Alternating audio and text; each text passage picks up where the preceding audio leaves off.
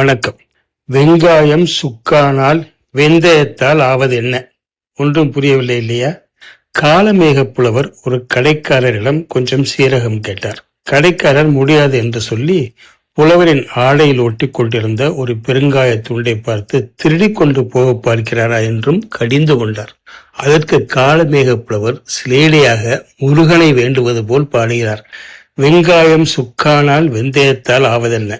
இங்கார் சுமந்திருப்பார் இச்சரக்கை, மங்காத சீரகத்தை தந்தீரேன், தேடின் பெருங்காயம் ஏரகத்து செட்டியாரை.